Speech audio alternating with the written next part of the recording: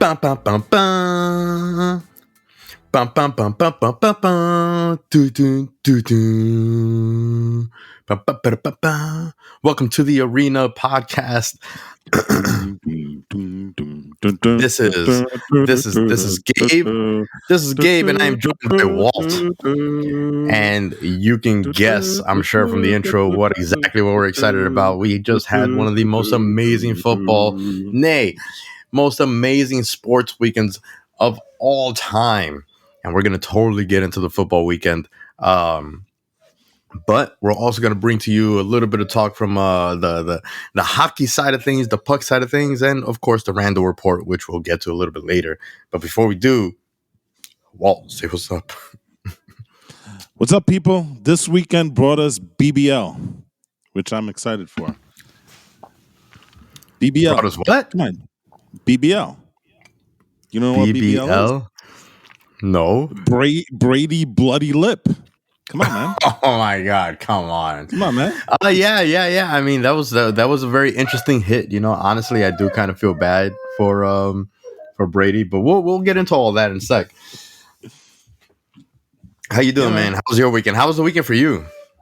The weekend was crazy. This whole entire past week has been very, very nutty, and it was actually kind of good to have football to kind of like get away from everything that happened. So it was good. It was good. Football was definitely crazy this weekend. But before we talk about that, I just want to give a shout out to my hockey people, because we haven't spoken hockey on this podcast yet. And hockey doesn't get enough love. I know, and you know what? The reason why we haven't really spoken about hockey is because there's been a lot going on with these football playoffs. These football playoffs have been absolutely crazy, but especially in New York, we got to give a big shout out to the Rangers, because the Rangers are right now killing it. You know? Oh, yes, we are. We absolutely are. We're having one of the best seasons ever. Yeah. Right now, we're the third. We have the third best record overall, both Eastern and Western Conference. The only teams that are ahead of us are the Panthers and the Lightning, and the Panthers are they're a pretty interesting team because they are very offensively gifted, you know. But the thing that makes the Rangers, at least in my mind right now, special, they're very much like that KC Buffalo game, because they've, especially in the last week, they've been down by multiple goals and come out on top, and they are really like that team that, you know, they could be down by like 3 or 4 goals and the game is still not over. So, you know, they have that going for them, and you know what? That only builds their confidence as they keep on going. And you know who that reminds me of? Who that? That reminds me of vintage clutch. Also in the blue, white, and red, Eli Manning in his heyday. It always has to come around. Eli Manning. Come on, man. Eli Manning. He was one that you can never count out, and he always performed the best in the fourth quarter. He's the man in the fourth quarter. Come on, you got to give that to him. I do. You know. So when you say all those things, it just reminds me of like what made me fall in love with football, and that was the Eli Manning era. Yeah, man. So it blue and red. The Rangers are killing it so far this year, and it, in kind of like the spirit of the late Ranger teams, you had Mike Richter, you had Henrik Lundqvist, and it looks like they found another diamond in the rough when it comes to the goalie, because Igor Shesterkin, I hope I said that right. That name is impossible to pronounce. I know, it's really tough. Shesterkin. How about that? Shesterkin. I think I got it. I believe it's Shesterkin.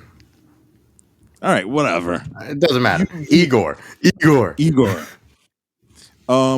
He's right now is one of these guys that you're probably going to be looking at probably at the end of the year and saying he may be in line to get, you know, not only the Vezina but the Hart Trophy as one of the best goaltenders in the league.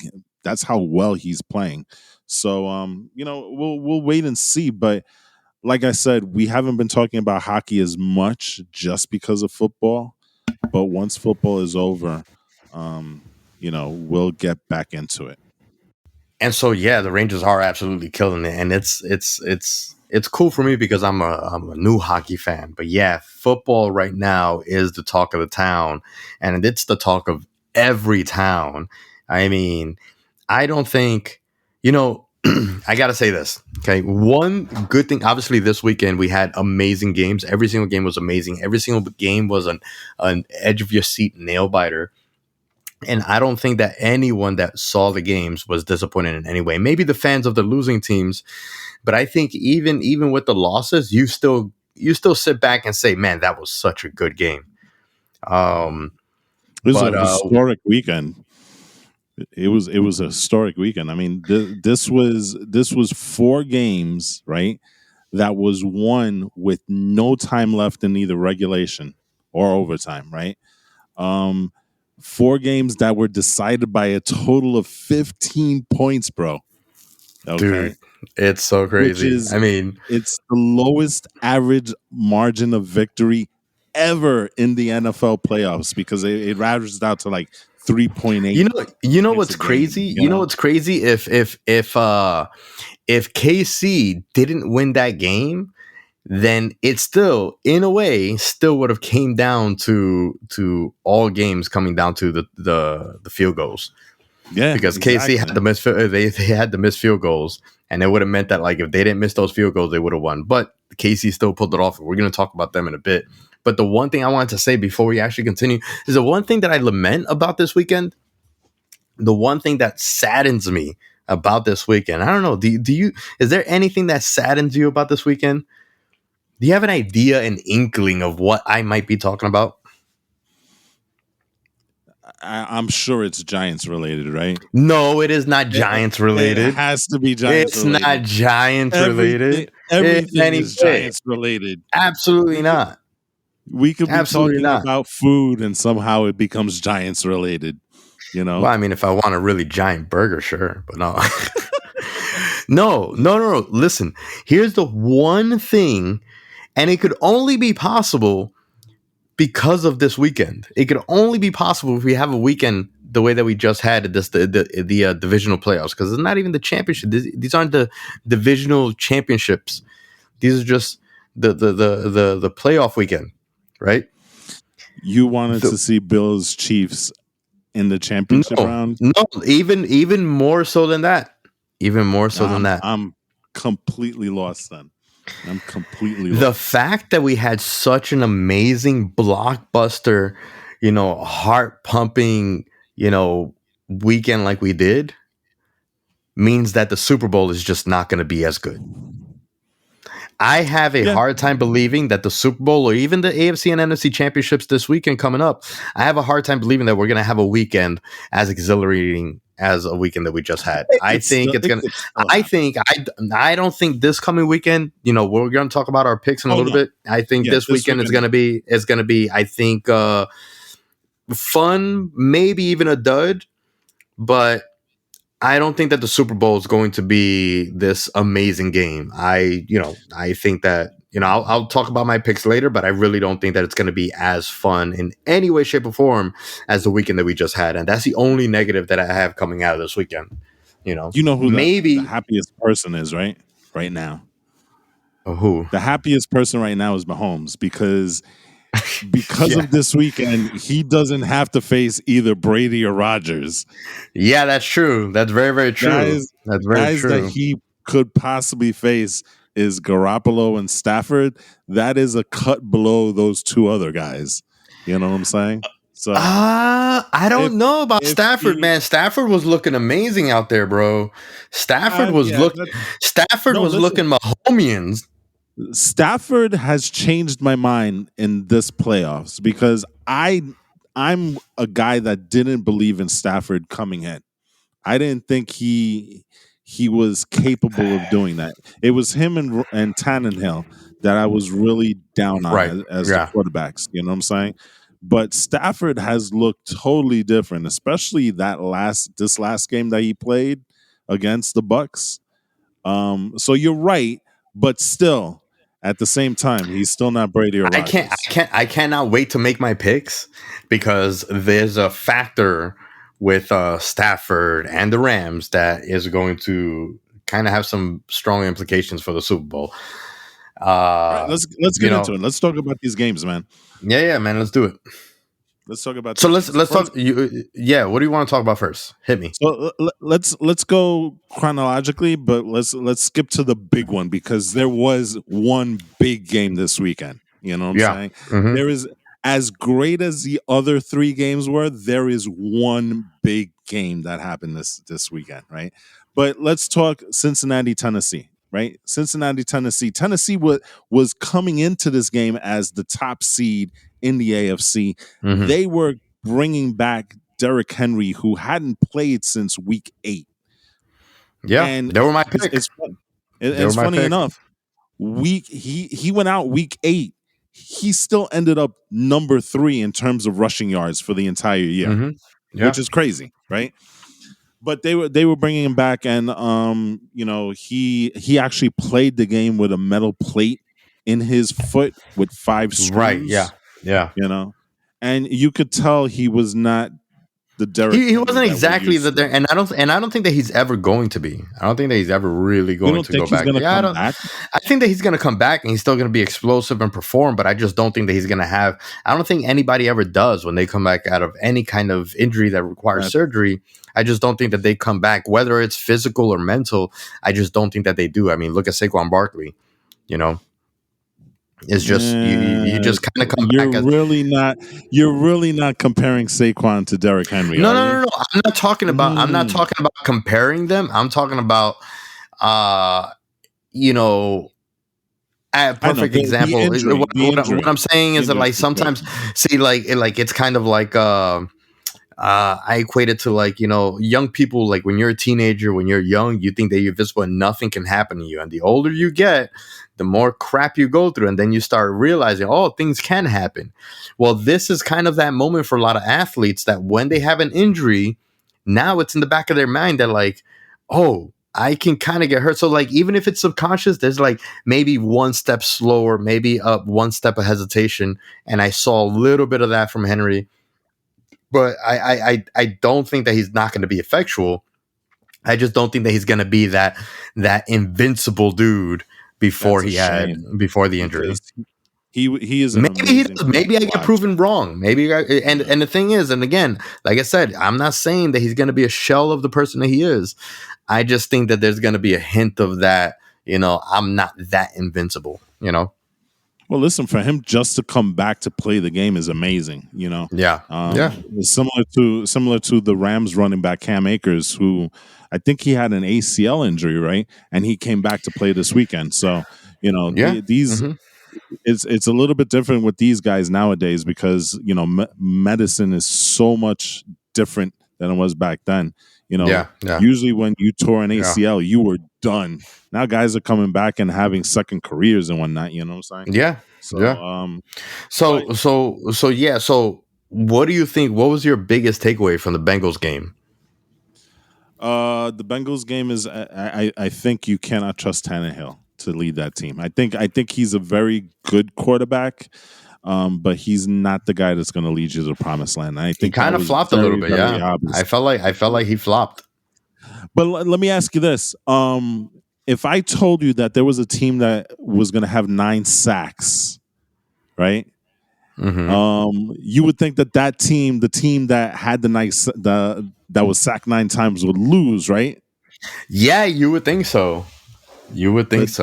But not the case. The Bengals got past that, right? They did. I mean, but you know what? That's a little bit foreboding because that just goes to show that, man, Joe Burrow doesn't really have protection, and that's not good. That is true. All that means is that the Titans defense, which is what I expected, and this is why I thought that the Titans were going to win, is that that pressure that they give. I thought that was going to be enough to hold them back, but unfortunately, The Titans. Come on, you can do it. You can do it. Unfortunately, shut up. Unfortunately, I'm having a brain fart. It's kind of late at night. Tannehill. Yeah, the Tannehill Titans. They dropped the ball on the offense, and it's really because of them that it became a field goal game. It's really because of them because it came down to a field goal, right? So, Yep. By a yeah, rookie man. kicker, no less. Now think about this though. How do you think? How do you feel like the Bengals are going to do next week? You think that you think that their O line is gonna be able to protect Joe Burrow next week? You think they're gonna wake up and be like, "Oh man, we let him get sacked 9 times." We got to wake up and stop doing that. I don't think that they fix that in a week. Yeah, but I don't think Casey's defense is as ferocious as the Titans are. So I think that maybe, but drops I mean, it down. either Cincinnati's going to score. Cincinnati's going to score. This is going to be another one of those games. This is my opinion. No This is going to be one of way. those games where it's not going to come down to the wire, but we're going to get a lot of points. We are going to get a lot of points. I don't know. I don't think it's. You think it's going to be a high scoring game on both sides? I think it's going to be like a 38-24 type game. Something like that, where it's like they're scoring, but they're not really. It's not going to be the thing. That's maybe I see it. I see it 30. I see it 34-17 at most. But I think that it's. I think that they'll be able to probably hold them down to 10. Okay. Well, we'll see. So, any takeaways from that? Like I said, my thing with that game was that Tannehill was not going to be able to lead them, and sure enough, he threw 3 interceptions, especially one killer one at the very end of the game. Yeah. That was just my feeling on that. My takeaway. No, my takeaway is Burrow. I think he's the real deal. He knows he can take a hit and keep going and keep fighting, and being sacked that many times, being hit that many times, and being completely unfazed by it, unlike another veteran quarterback that got a little bloody lip and threw a fit. Which, to be fair, he was absolutely in the right. But we'll talk about that later. He was. But yeah, I think that Joe Burrow's he's definitely got the it factor. He's got everything. Mr. Joe Cool. So we'll see him next week, right? Interestingly enough, they did play KC and Cincinnati, and Cincinnati did beat them. Right. Yeah. But that was while KC was having their struggles early in the season. So yeah, and they fixed them struggles. Yeah, exactly. So it's going to be a totally different game, and Mahomes is definitely on a roll here. So, but anyway, but now we got the game that I think that it wasn't the biggest game of the weekend. I mean, all the games this weekend were big, but I think it was the game that maybe we were most invested in. Okay. We got the Packers. Yes. Great game, by the way. It was a great game. We both had old school knock 'em out in the snow. Who's got the biggest? Oh man, you know what? Right? For me, the MVP of the game was actually the snow. The MVP was the snow. Man.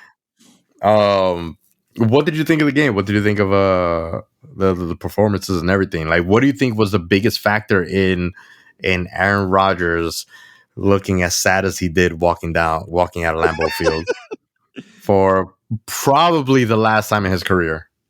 Yeah, listen. At least in the Packers jersey. The Packers were a victim of special teams. I mean, that's about as much as that block punt that really gave the 49ers life and tied the game. Yeah. It was huge. The defense, it was a defensive game like I thought it would be. The 49ers have this talent that they can pressure the quarterback with their 4 down linemen, which kind of opens up everything else for them defensively.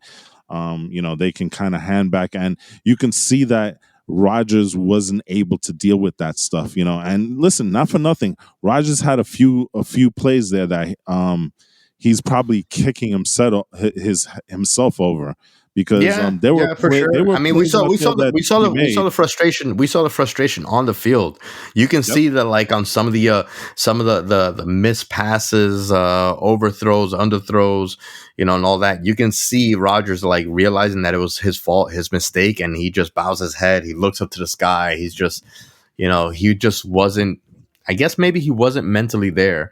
Um, I feel like the 49ers are just straight up living in his head rent free, and he's just never really going to be able to, like, I kind of feel bad. Like, I don't know, maybe I'm too empathetic.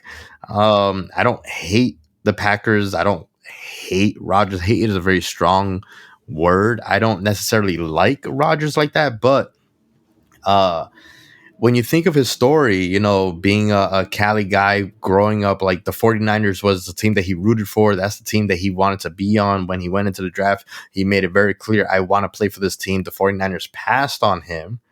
Mm-hmm. Okay. And then on top of all that hurt, like, could you imagine if, like, this is the team that you essentially were inspired to form a career for? You know what I mean? Like, hey, I love this team. I love football because of the 49ers. I'm going to go play football so that maybe I have a chance at the 49ers. Oh, look, I have a chance. And they just shut the door on you. But they don't just shut the door on you. They go ahead and take a piss all over you in the freaking playoffs where you're 0-4 against them. That's crazy.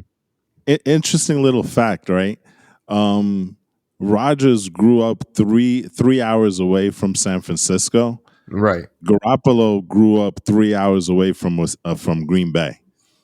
So that's unbelievable. Just a funny. That's unbelievable. Listen, this was the 5th coldest playoff game in Green Bay history. So that had to play a part in it. I think. Can we stop with the Rodgers love now, though? Because it's not love. It's not love. I'm just saying. No, I'm just saying that, like, from a story standpoint, yeah.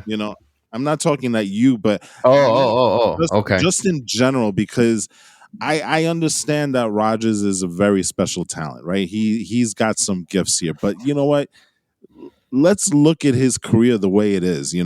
He's taken 13-3, 14-2 playoff teams into the playoffs and done absolutely nothing with them. He's 7-7 in home games at Lambeau Field in the playoffs. That's unacceptable when half of the time you are the best player on that team. You know what I'm saying? And enough with this thing where Rodgers has to get the MVP every year, because you know what? I don't see it. He's a Hall of Fame quarterback. I don't agree with him getting MVP, especially this year or every year. But I want to point to something that you just said. If the quarterback is the best player on the team, then there's a big problem there, because you can only be so good at throwing the ball. They still have to catch it. They still have to run it. They still got to block. Okay, and I think that's the symptom that the Packers had. But that's fine. But you know what? He's had Donald Driver. He now has Devontae Adams. It's not like he doesn't have talent on that side of the field. You know what I'm saying? And what does he do when he gets into the playoff? He chokes. I'm sorry. That's just the reality of things. He is not a good playoff performer because his teams do not win. Do you have his stats, like his playoff stats? Not just the wins and loss record, but I want to know, like, what his stats are overall. Give me 1 second and I will pull while you pull that up. I do want to speak to something. I mentioned it earlier, and the reason I think that this is the real MVP of that game is the snow, is because the Packers are doing well enough until it started snowing. And interestingly enough, being that it's home field and this is their weather, they're the ones that are supposed to be comfortable there. When it started snowing and the field was looking a little bit more whiter than green, it was the Packers that were slipping everywhere. It was the Packers that were just missing the ball and bouncing the ball off of themselves and stuff. And it almost feels like the snow is what kind of did them in. Well, you know what? And it's weird to say this, being that they're from San Francisco, but that weather was perfectly tailored for that team. Because what do they like to do? In terms of the 49ers, that weather was perfect for them. What do they like to do? They like to play defense. What do they like to do? They like to run the ball. That is snow playoff weather. So once it started snowing, the advantage, in my mind at least, went to the 49ers because Rodgers, what does he like to do? He likes to throw the ball around. You can't do that in that type of weather because you know what? First of all, it's windy. Second of all, that football becomes a rock. You know what I'm saying? Yeah. So, like I said, in my mind, the weather actually helped the 49ers because you know what? I guess so. Yeah. I mean, clearly it's funny because they're from San Francisco, right? Because you figure they're a beautiful weather. Rodgers is 11-9 in the postseason. Mm-hmm. Okay. Now, 4 of those losses went into overtime. Mm-hmm. Okay.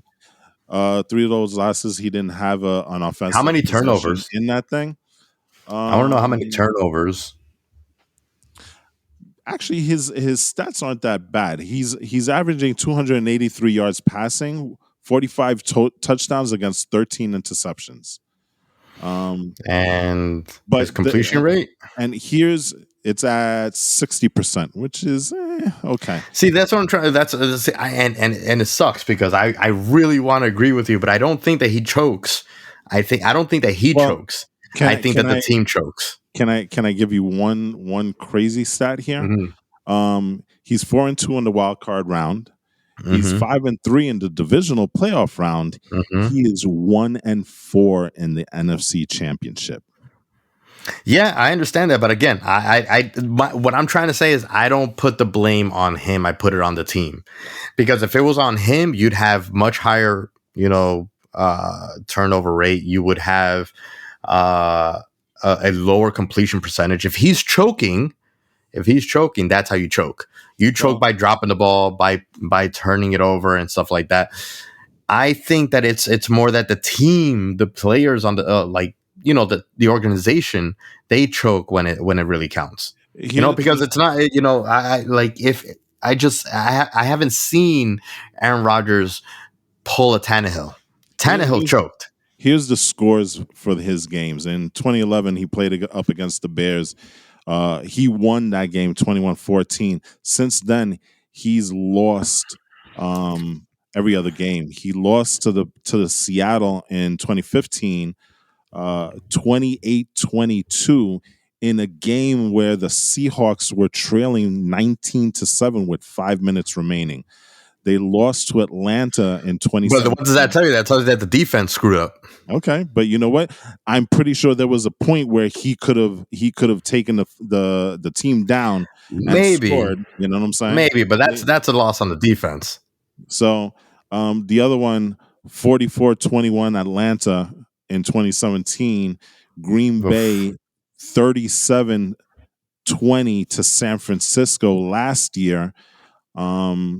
So I mean, in 2020, and then they lost to Tampa 31-26 last year.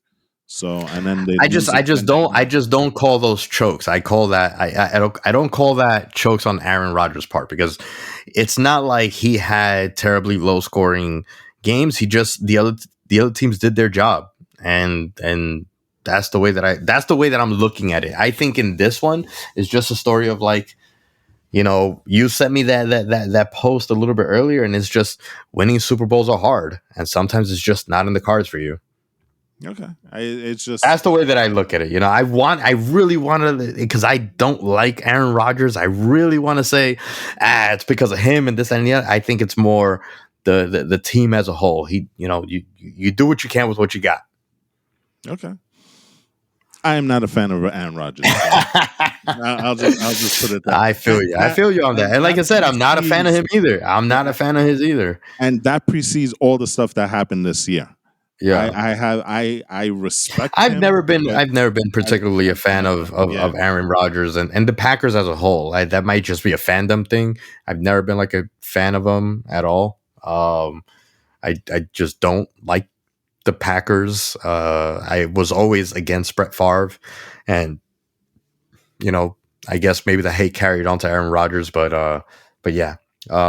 Yeah. But we got a couple other games that we got to talk about because, the 49ers move on, the Bengals move on, but now we got their opponents. And I think it's funny, the games on Sunday were probably a lot more entertaining than the ones on Saturday. As good as those Saturday games That's were, the thing. It's like every the game was Sunday better than the games, last one. yeah, the Sunday games were just off the hook. Oh And my so goodness. the next game we need to talk about is that Rams Bucks game. Yeah, And you Rams and and I, Bucks. we were texting the entire time while this Yeah, thing was yeah. going on. And let me ask you a question. How many times in the third and the fourth quarter did we say, "Oh, this game is over"? Oh yeah. Oh, forget about it. Forget Like about it. every 5 seconds, "Oh, Yeah. this game is over." Oh, it's But over. wait a It's second. over. Yeah. I'm telling you, bro, Brady has a deal with the devil because these things don't happen in other games. They only happen in the games that he's involved in. And Yeah. Well, I mean, I don't I know. don't Yeah. know if it's maybe the other team looking across the field and seeing Brady there and the fear of Brady and what he Yeah. can do, but clearly something's going on with these games whenever he plays, You know what because it is. I think it's crazy like things happen, right? I think it's like champ syndrome. You know what I mean? Like when you're facing across the legend, the champ, and stuff like that. Maybe they go into the game like excited and ready to play, but then when the clock is nearing and you got the victory in your sights, you kind of start getting a little bit like nervous and hesitant, and maybe like a little bit too amped up at the fact that like, oh my god, we have a chance. We have a chance to beat Brady. You know, we have because they're facing the Super Bowl champ, the defending champs. And that plays a part. That plays a part in the psyche of the players. But I will say that it is slightly unfortunate that Brady. Oh, God, man, why am I defending these guys? It's because I'm trying. It's because I'm trying to be an honest, quote unquote, analyst here. Because I really just want to be like, oh man, I wish they kind of hit Brady harder. But to be fair, he got hit. It was helmet to helmet. He had blood showing it. So it's not like he was like putting on some show. And he had just spoken about how like someone asked him a question, forgot who it was or where it was. I think he was doing an interview, and they asked him a question. Do you think do you believe that you don't get the fair share of calls? And he said, I know for a fact, I'm paraphrasing here, but he basically said, I know that I don't get as many calls as other quarterbacks. I don't know why that is, but that's not on me, blah, blah, blah. He just tries to roll with the punches. And it's kind of proven this past Sunday where he gets a helmet to helmet hit, even if it wasn't helmet to helmet, that was like a full second, maybe almost a full second after he threw. That was at least roughing the passer. And he just doesn't get the call. I think a lot of that has to do with his frustration of the way the game was going. Also, I think that happened early on, though. That right happened early on. Early on, when he wasn't getting anything done. He wasn't. But I think he turned it on after that point. He tried to, at least. He tried to. You know when he turned it on? When they were down 27-3 and shades of the Super Bowl is back, right? So he's got a thing with that type of score and Matt's, because 28-3 losing to Matt Ryan in the Super Bowl, 27-3 losing to Matt Stafford in these divisional playoffs. So, yeah. I mean, it's possible. I mean, the other thing too is one of the things that make him great and that make great quarterbacks great are being able to mount that fourth quarter comeback and stuff. And I will say I'm a huge. He was helped out a lot by the Rams. A lot by the Rams. He absolutely was. But the mark of a good competitor is taking advantage of opportunities. Oh yeah, of course, no doubt. Listen, you know what? It was funny, but not enough. But you know what? You've got to put the blame squarely on Cam Akers there, because you know what? And that situation, you put two hands on that ball and you do not fumble that ball.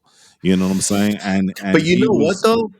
I gotta say that, like, if you look at the fumbles, if you look at like how the Rams were playing, they were really good at stripping the ball.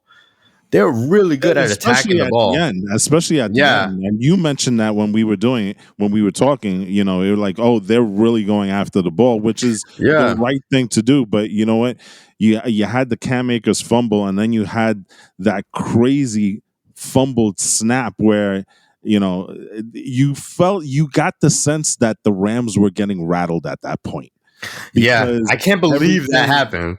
yeah, I could not believe that happened.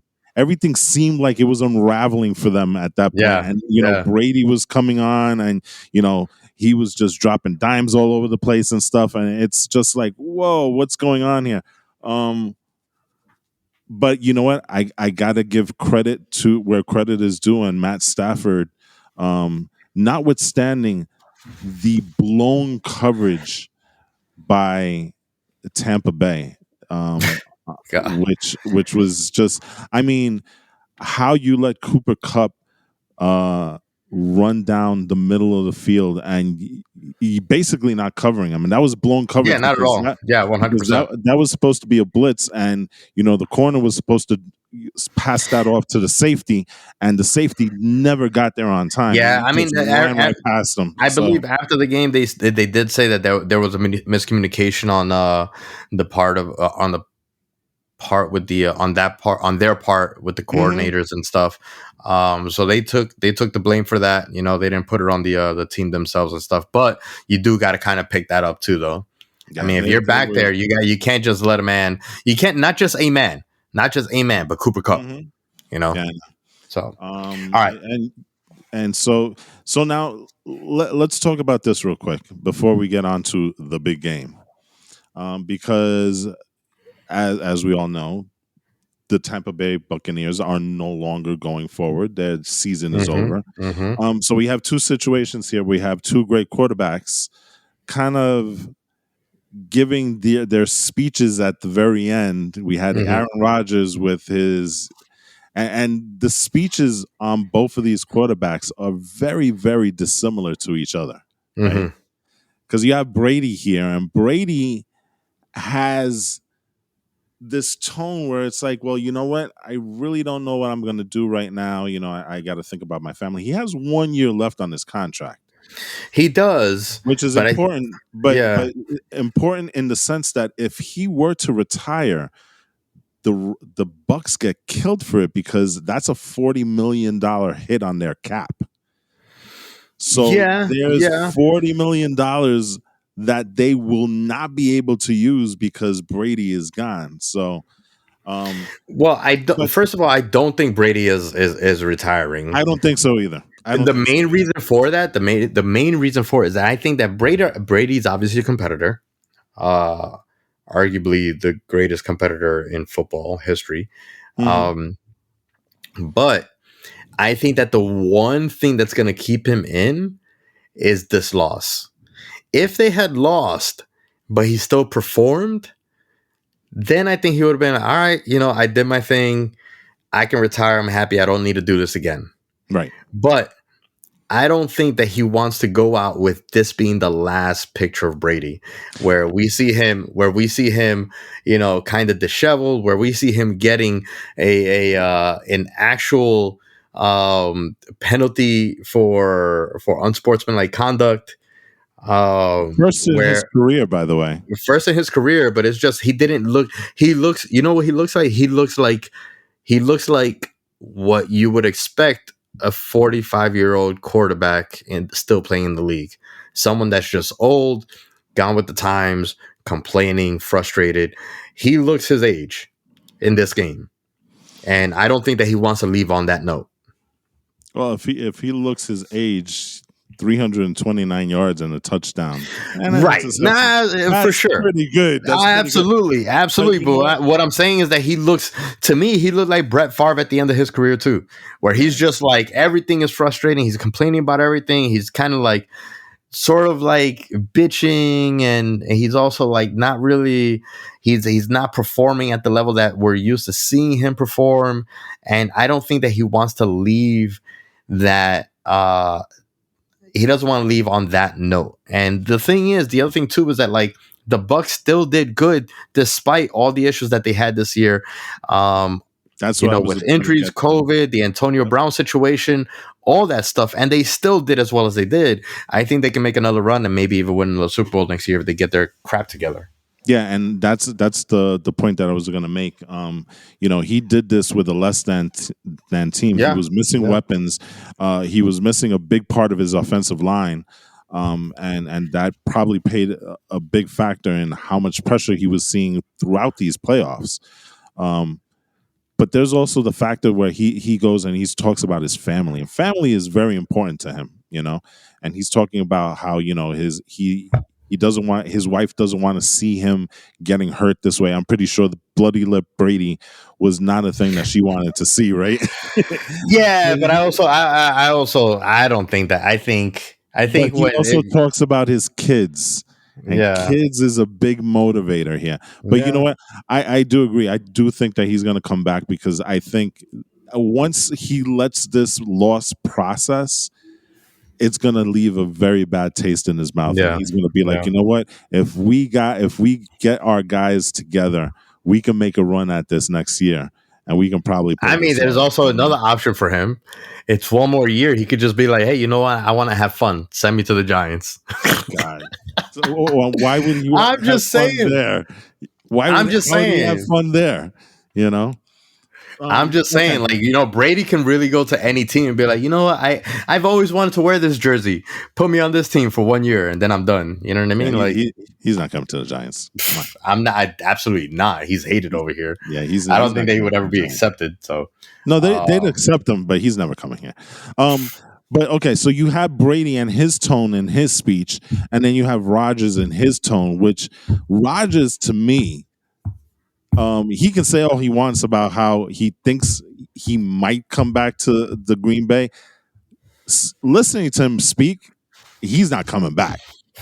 That man was talking about how he appreciated his time here, how he loves the fans. That does not sound like a guy that's coming back. That sounds like a guy who already has his mind made up and has got one foot out the door. So for all the Green Bay Packer fans, you better get ready for Jordan Love, because Aaron Rodgers ain't going to be there next year. You know what? Like, I think that he also played like he was already one foot out the door. I think that he looked at it also as like, this is my swan song. Like, yeah, it'd be great to like win a Super Bowl. Who doesn't want to win a Super Bowl? But I think mentally he already knew that he wasn't coming back to the Packers, and he didn't play with that intensity. He didn't have the look. You know how like you can have a look like you're ready, like you're fired up. He didn't have that fired up look. You know what? He's not that type of player. He's always been kind of laid back when he plays. I guess a little bit. He's very much like Eli. Eli, one of the criticisms that we had when he was here was people never. He had that look like he didn't care.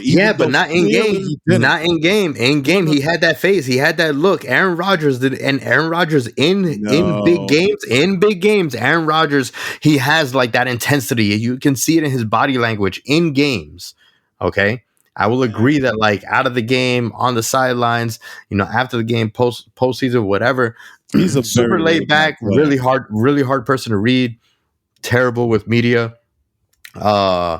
To a certain extent, but in game, Aaron Rodgers will show emotion and be fired up and ready to go. And in this game, at no point did I feel like he was with his body. Yeah, he didn't feel invested. He didn't look invested.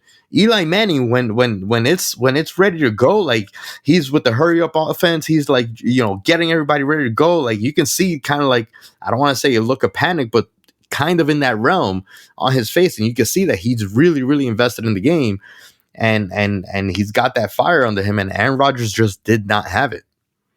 And it could be because he already knew that he was out, that he was done. Yeah, he's probably gone. The big place that everybody thinks he's going to is Denver.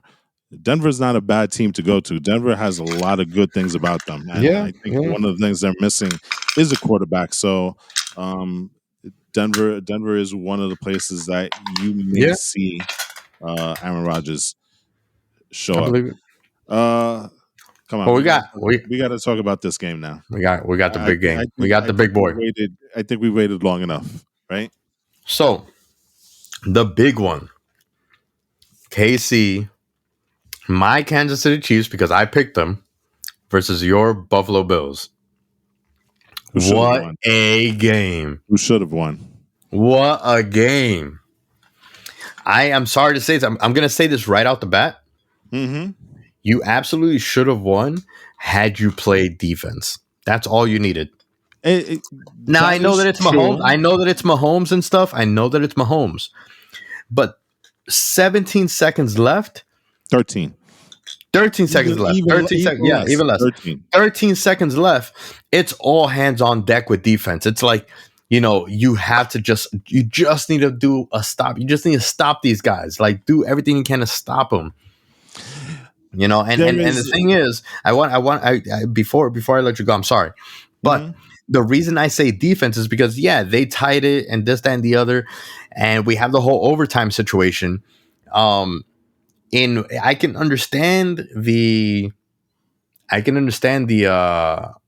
argument to making overtime changes. Okay. And we'll get into the overtime changes. We'll get into the overtime changes. But here's my thing. Football isn't just straight up Bills versus KC. It's Bills defense versus KC's offense. Your teams still need to be as good within their roles. Okay. And even though if you lose a coin toss, all that means is that the other half of your team has to play their part, and they just didn't. The biggest play of the game was the coin toss. I don't think so. I disagree. Wait. Hold on. So first of all, I think the biggest mistake that Buffalo made was on that kickoff with 13 seconds left. Because I also don't think so. Why not? Go ahead. I'll let you make your point. Because I want to stop interrupting you. But no, I'll tell you why I think you're wrong. Okay. Go ahead. 13 seconds left. You kick it into the end zone. What in the world are you thinking? At that point, what you're supposed to do, you should have forced KC to field that punt. Mm-hmm. Okay? Because you would have wasted a little bit of time left. Maybe you're instead of 13 seconds, you're looking at 10 seconds. You're looking at 8 seconds. You know what I'm saying? You gave Mahomes too much time. So that was a big issue. That was a big problem that I had with that play call. Now the defense, yes, the defense could have stopped them, but you gotta understand those last minutes were frenetic, and those defenses were they were running all over the place. Yeah, absolutely. At that point. Yeah, I know, but you don't have that's not an excuse. That's not an excuse because Casey's also tired. They're playing the same they're playing the same frenetic at the same frenetic pace.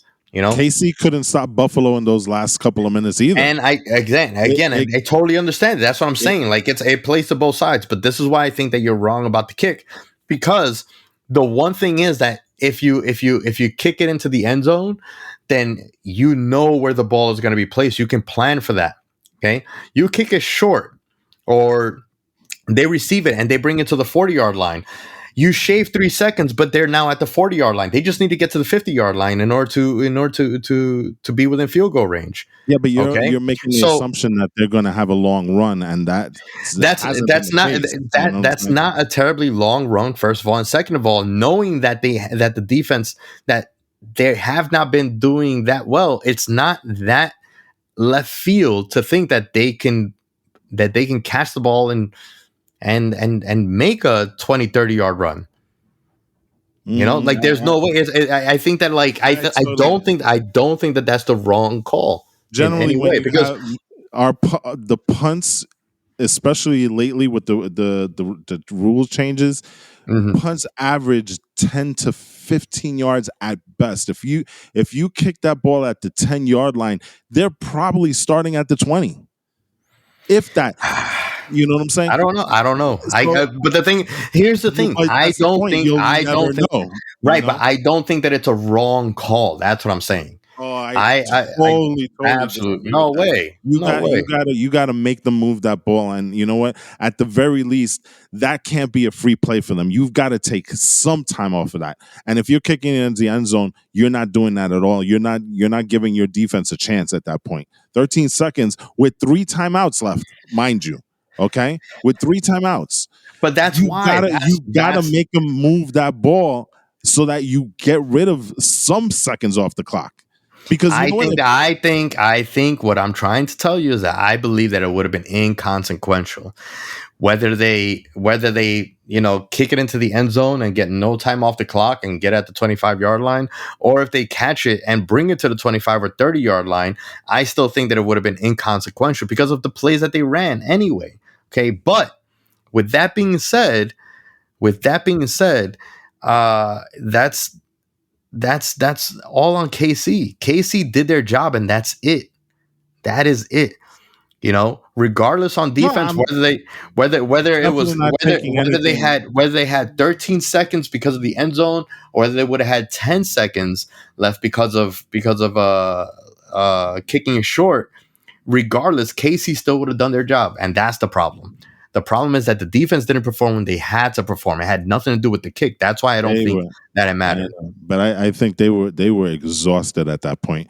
And the same thing with KC's defense. They were exhausted at that point. Yeah, yeah, There for was sure. no if Playing they a had game like that scored, one, oh my yeah, goodness. if they had scored early enough, Allen had a chance to get the ball back, I'm pretty sure Allen would have probably scored because it was Yeah, that kind of game. It really became a yeah, game that whoever had the ball last was going to win, and that's exactly what happened.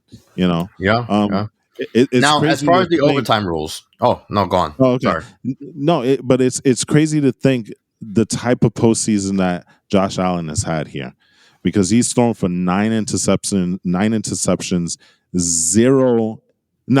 touchdowns, 0 interceptions, and I think only 11 incompletions for the entire postseason. Yeah, That it's is absolutely insane. ridiculous. That is And the big ridiculous. man, and he can run. It's Oh, unbelievable. he played a hell of a game, and you know what?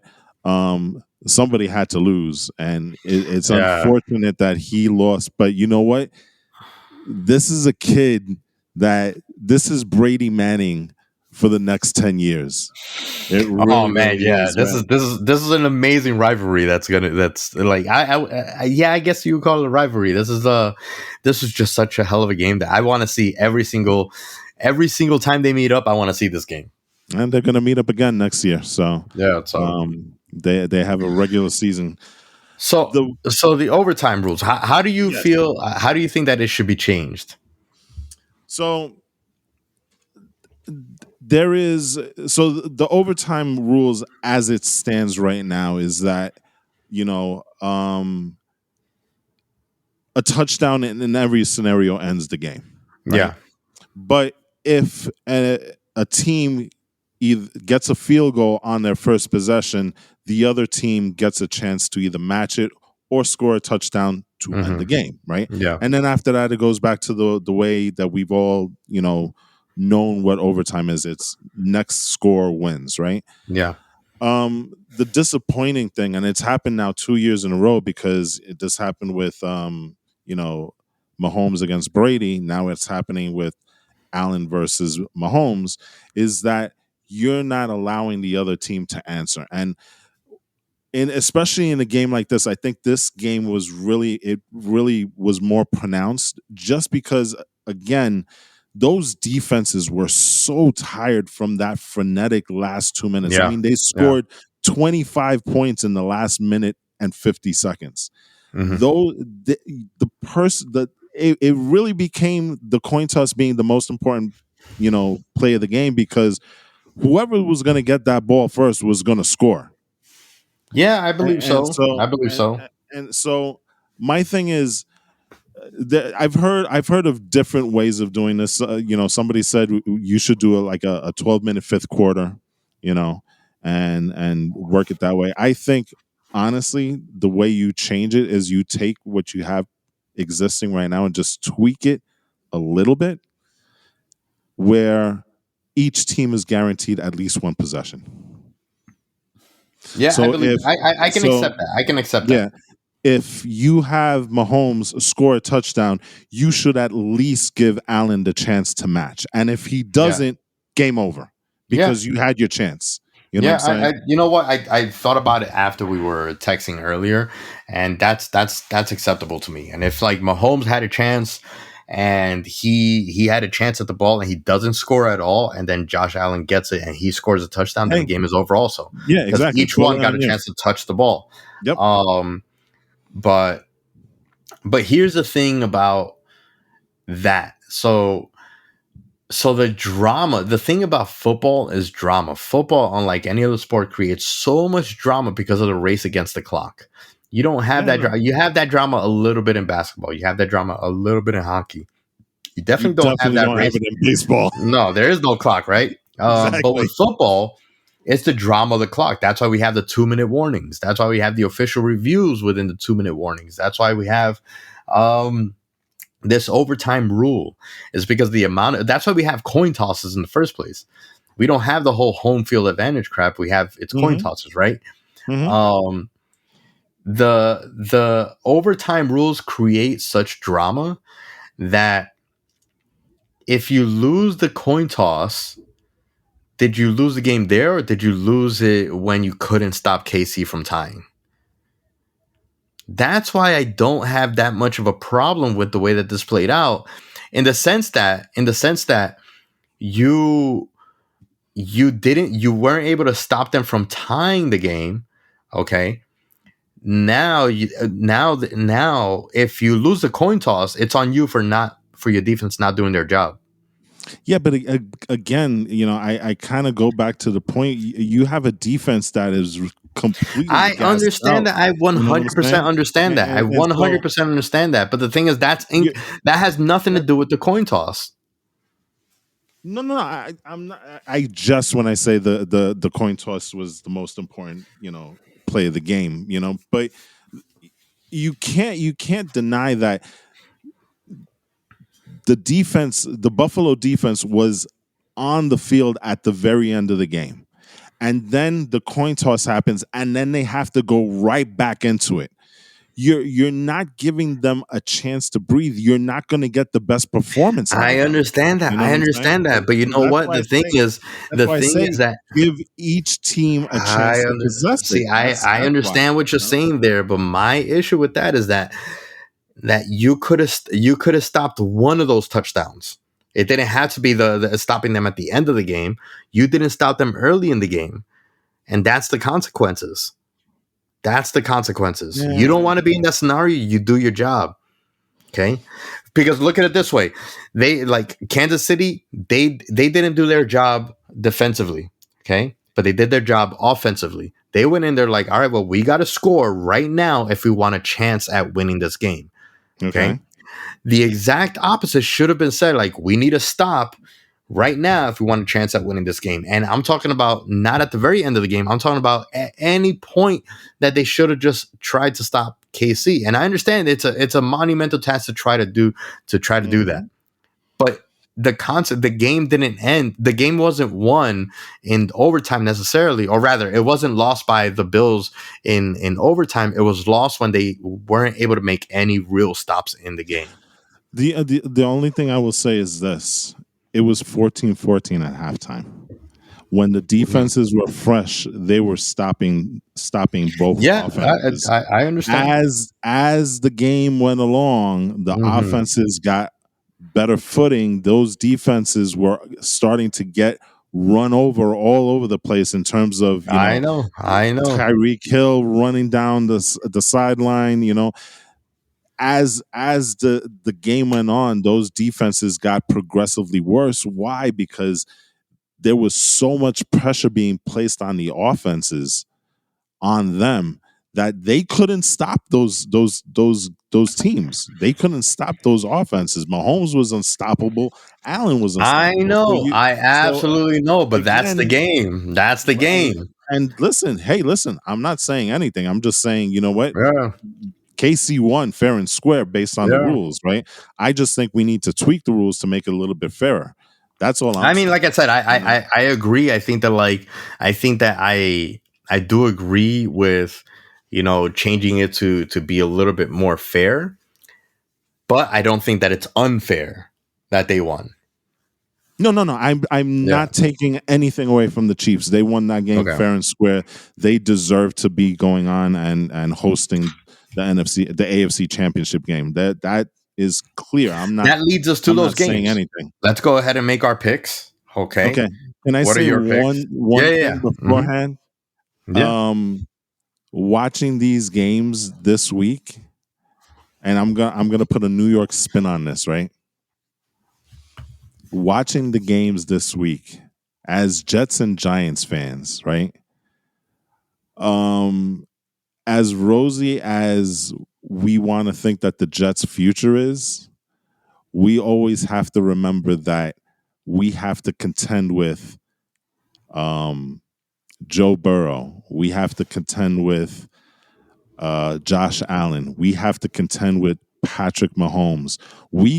The Jets as a team can get better, but we are going to have at least those three obstacles in front of us. Yeah, absolutely. The difference with the Giants, and this is why I find fascinating when I was thinking about this.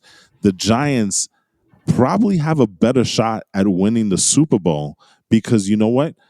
In the NFC, that's where you have the older quarterbacks, the Bradys, the Rodgers, the Russell Wilsons, and stuff like that. So your path to the Super Bowl, as of right now, is a little bit easier than in the AFC because the AFC is stocked with young quarterback talent.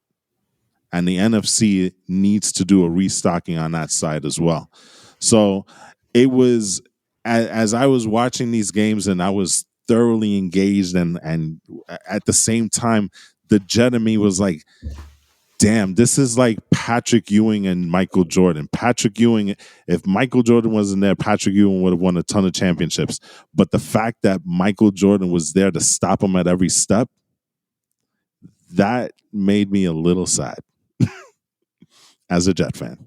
So, just saying. Had to put it out there. So, I totally agree with you. I think that is, the majority of the teams in the NFC are going to be, the majority of the big powerhouse teams are essentially going to be going through a rebuild, just like we are here in the New York market with the Giants and the Jets as well. The Jets are essentially still in the middle of their rebuild. But the Giants are in the middle of the rebuild. We have, Russell Wilson, he's getting old. Aaron Rodgers is out the door with the Packers, and Brady's got 1 year left if he returns, right? So, it's definitely it's going to be a weird time when it comes to football. But until then, we still have the next games coming up, and we still got to make our picks.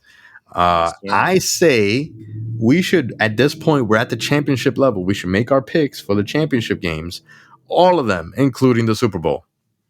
Oh, really? Hey, that's kind of a preliminary pick, at least, because we're basically picking who's going to the Super Bowl, no?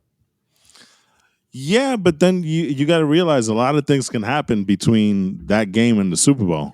All right, so then look, it won't be the official picks. Yeah, it'll be I can predict how the game's going to go.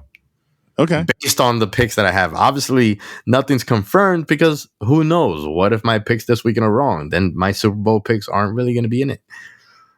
So let's start off with the early game. That's the Bengals and the Chiefs.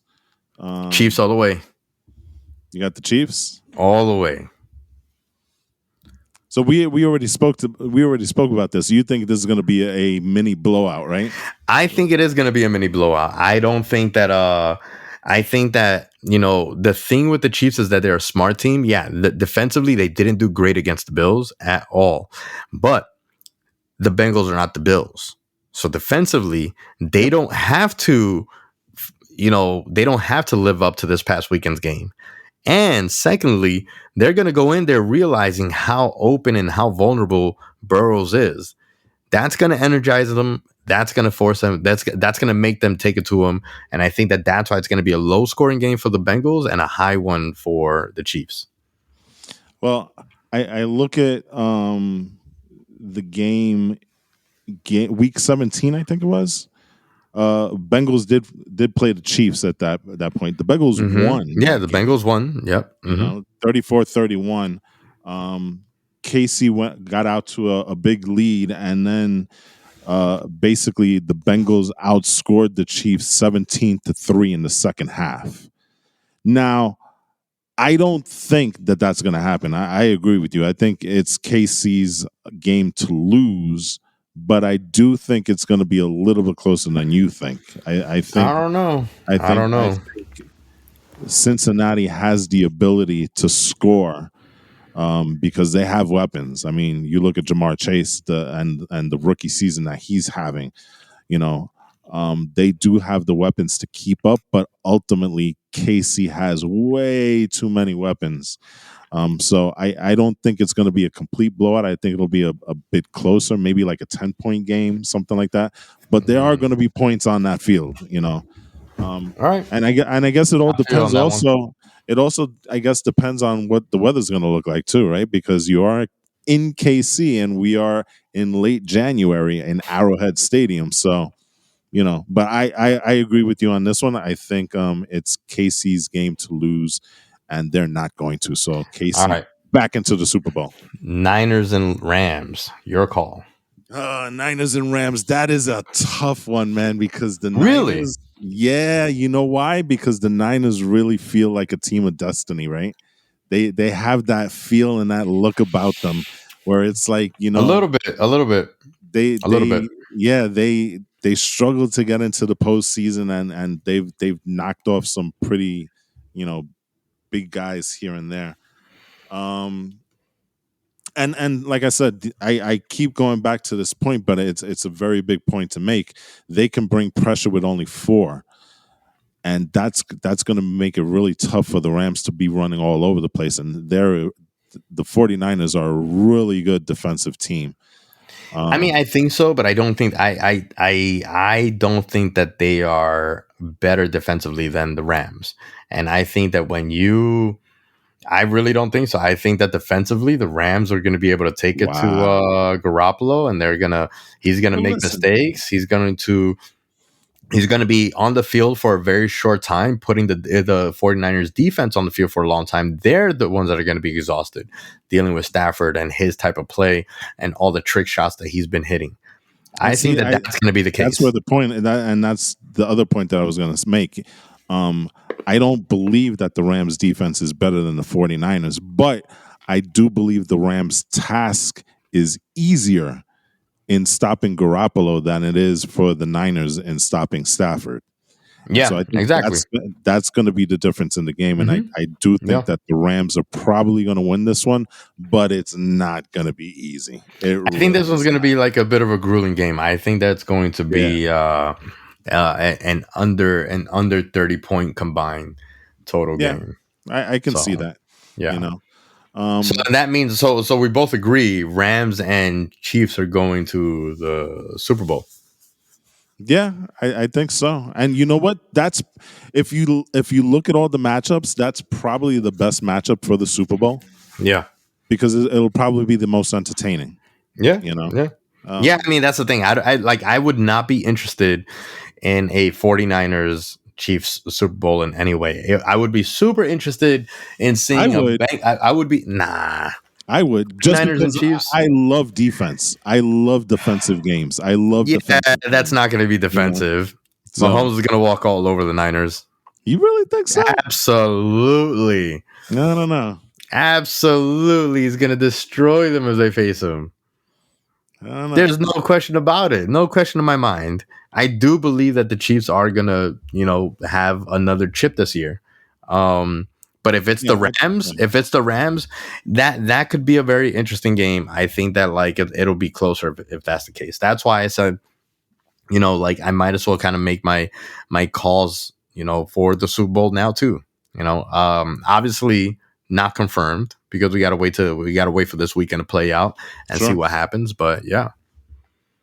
Okay. I think you and I are going to be in lockstep for the rest of the way. So we're not going to break this tie because you had a great weekend. I had a lousy weekend. We're Yeah. actually tied in the postseason right now. Look at that. You know, Look at that. So so we're gonna have to maybe find. We're gonna have to find an interesting way of. We're gonna have to do this based on points. Who gets closest to the point total? all right. So you know what? I'm going to be contrarian for contrarian's sake, just to break Okay. this. I'm going to go Niners over No way. over No. the No. Rams. Don't do that. Don't do that. Just because I can't do. Well, I could do Bengals over the No, you absolutely cannot do that either. Besides, you already just stated the case why you believe the Rams are going to win. I know, It's but fine. we need It's to fine. break We don't the need to be. ties We can break the somehow. tie. We'll break the tie when it comes time to We'll make the break official, we'll break the tie Super on the Bowl. Super Bowl. Yeah, Yes. the official Super Bowl picks. We'll put out what our thoughts are on the score, and whoever hits the over under, whoever gets closest to the point total wins. How about that as a All right. tiebreaker? I'll buy that for $1. All right. We got one more thing that we got to get through, and that's the Randall report. And this report's going to be nice, quick, and easy. Because to be honest with you, despite the fact that Randall has shown a little bit of oomph over the last week, it's Has going to he be really? a little bit here and there. He's trying to be supportive. He's trying to be a little bit more of a facilitator. But to me, it's an F. And I've just made this decision today. Well, actually, no, I made this decision last week. But any week that he scores in the single digits, and especially if he scores under 6 points, under 5 points, it's an automatic fail. I don't care how good he does in any games because we can't have games like that where our star player scores 2 points, 4 points with 30 something minutes of play. If he can be a little bit more of a threat, if he's a little bit more of a threat, if he's a little bit more consistent with the points and not turning over the ball as much as he's turning it over, we wouldn't have games like today that we absolutely should have beat the Cavs. And we lose that nail biter by 2 points. He took a horrible shot at the end of the game. It's just I don't understand why the offense is going through him is what I don't get. If you look at his January games, 22 points, 13 points, 2 points, 17, 24, 18, 21, 4, 24, 18. He has to be the most inconsistent star that I think I've ever seen in exactly quite a long exactly time, and that's kind of my issue. And the thing is, like, even when he's scoring high, he's turning over like crazy. I mean, he has 7 turnovers over the weekend because he tries to be a facilitator and he's a big man. There's some big men that can handle the ball, but he's clearly not the guy to do it. Yeah, but you know what? If you're a big man, you keep the ball. Okay, big men don't turn over the ball as much as he does. Yeah, because they have it down low in the post. They're not bringing it up into the front court. You know what I'm saying? So I hate it. He plays best when he's playing center, but I don't know. It's an automatic F for me. Any week that he scores in the single digits is going to be an automatic F for me, and that's it. I'm gonna say this. I think Randall is not long for the Knicks. I wouldn't be surprised within the next 2 or 3 weeks they find a way to try and get rid of him. I don't know, man. He's got he just signed a deal that doesn't start until next year. I don't know. I don't know. The thing is that if we're gonna deal him, we can't deal him now. He's got no value now. What team's gonna want him now? We got to deal him when. Yeah, I agree with you. As I was saying that, I was thinking about that also. He's at low value right now. You're not gonna get jack for him. No one's gonna take him. He needs to kind of be retooled. He needs to kind of change, maybe even I don't know positionally how he could change. He can't. He needs to get. We need to get through the season with him. We need to fix him in the offseason, see how we can fit him into the rotation in a more productive way next season so that we can add some value to him and then trade him. Yeah, but he has lost any value, any brownie points with the fan base with his actions. What was it, 2 weeks ago? Yeah, with the whole thumbs down stuff. And I mean, the thing is that honestly, that's over. Like that, like I can tell you right now from the fan standpoint, I believe the majority of fans don't even care about that anymore because what's worse of a stink is just his play. The way that he's playing is worse. It's more offensive how he's playing than him giving the thumbs down and telling us to shut the F up. Yeah, but you know what? They're not going to give him any quarter at all. You know, the minute, you know, normally when you have players that they have bad games, they'll be like, okay, you know, the fans, he lost any standing with them with that whole shenanigan there. You know what I'm saying? In New York, he's never going to be the same. Nobody's ever going to look at Julius Randle like that. So anyway, that's the Randle report for me, an F for this week. Let's see how he does this week coming up. Yep. All right. And the other thing, bully on the Knicks. What the hell are you doing? This was the easy part of your schedule, and you lose 3 straight home games. I mean, you know, today was a little bit of a tough, you know, it was a letdown. But again, it's hard for me to blame anyone in particular, especially because today it's not that the Knicks played bad, but I think you know what it is with Randall's inconsistency. It makes it hard for you to trust him. It makes it hard for you to trust him, and then if you have like that mistrust as a player, as a teammate, if you don't trust him, you hesitate, and when you hesitate, you don't score. I will say this: RJ Barrett is looking like a stud. That man. Sometimes. Yeah, he can play. He can play. That man can ball. So, all right. I think that'll wrap it up for us today, right? See, finally. Yes.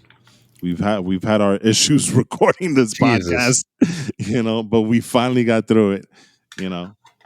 So on that note, I think we're going to call it a night because we're recording this at 12:30 at night. Should not have been this late, but you know, I'm gonna go ahead and blame our podcasting service and some equipment on my end. Yeah, but it is what it is. But you know what? It was a good podcast anyway, and it was always a lot of fun. I was super stoked to talk about the games this week because those games were amazing. So I'm glad that we at least had the chance to talk about it. Yeah, I did not want to miss this. I definitely didn't want to miss this podcast. Yep. All right, so people, remember to rate, review, and subscribe to this little podcast. We're just starting out, so any help that you can give us in terms of sharing this with your friends and putting out the word, please go ahead and do so. And on that note, we'll be back next Tuesday with another exciting episode. What the heck is going to happen next week? I don't know. I don't know, man. I don't know. I can't wait. I mean, again, I am predicting not as an exciting weekend, but I would love to be made wrong. Yo, just before we go, crazy how the first week we had blowouts. This week we had super close games. Yeah. So one blowout and one close game next week. I think that's the thing. I think it's going to be blowouts. Okay. I think it's going to be blowouts. And then if that's the case, if we have blowouts, then that means that we're getting the 2 best possible teams for the Super Bowl. That's true. Because if we have a blowout from the Chiefs on the Bengals and we have a really tight Rams 49ers game, then it's just going to be the Chiefs blowing out whoever moves on. I'm just saying, don't discount Burrow. Don't discount Burrow. Joe Cool is on a mission, man. It don't matter. The Chiefs, they're not stopping the Chiefs. Yeah, they're just not going to stop Mahomes. Mahomes is playing better than he has ever had. It's unbelievable how they played yesterday. I can't believe how they played. So trying to find a way to make at least one. And I gotta say, I do have to mention that like that is one of the sickest lines I've ever heard as a coach. Oh yes, the one with Read to Mahomes. 13 seconds left. Okay, when it's looking grim, be the Grim Reaper. That's it. I want the movie rights to that. That is going to go down in film history somewhere. I guarantee you that there's going to be some sort of like movie about this game, about Andy Reid's life, and it's going to feature that quote alone. Just that quote. It's, crazy. I mean, unbelievable quote. I cannot wait. I want to put that on a t-shirt. I want to make that my gym's motto. Oh my goodness. If it's looking grim, be the Grim Reaper. Whoa. Unbelievable. Oh my gosh. I'm actually Googling right now to see if somebody's already made the t-shirt. I want to know if he came up. I want to know if that's an original quote or if he's quoting someone else. But that's a hell of a freaking quote, man. If he's quoting that, then damn it, that man is amazing. You know, if that's his original quote, Andy Reid. I think it is because I think that it would have already been out by now where that quote would have came from. But yeah, it's unbelievable. That man's amazing. Amazing. That's all I can be. All right, man. Say. All right, brother. That's gonna do it for us. Thank you guys for joining. Check you guys next week in the arena. Peace.